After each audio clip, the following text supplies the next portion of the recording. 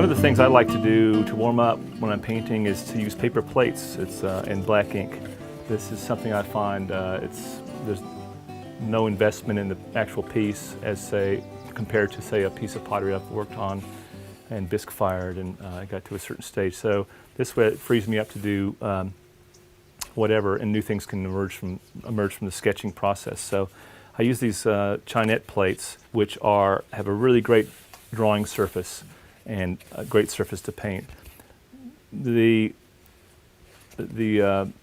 format is very familiar to me. It's a piece of pottery in a sense. It's like it can be a plate or a cup if I have paper cups. So it's a nice approximation to pottery painting.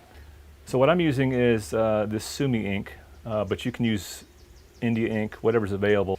A lot of times I'll start with familiar motifs and try to just loosen up and be free and try some different things.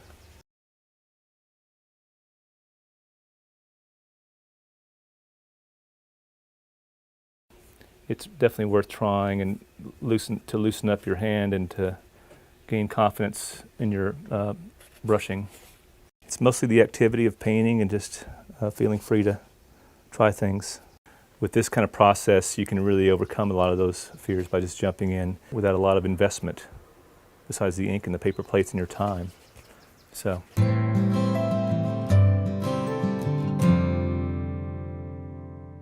Every once in a while, it's good to get out of the habit of what you're doing and find something else to paint or make.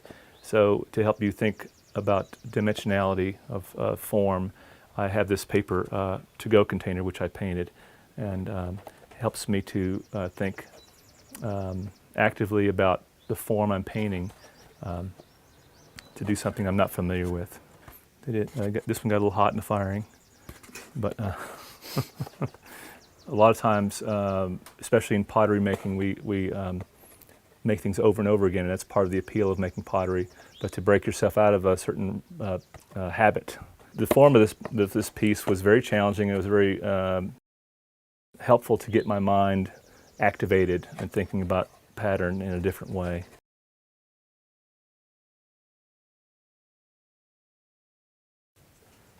Yeah, often I think with pots or even with each brushstroke, you know, sometimes the note is flat and the mark is not as crisp or it's not exactly what you wanted.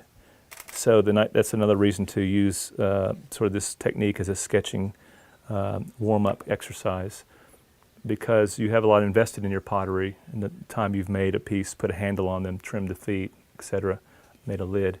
So I see students caring too much about their piece in a way that stunts the flow of their creativity in decorating, especially in decorating and glazing. And this is another way of kind of overcoming that fear of failure, fear of messing up something you've worked hard on.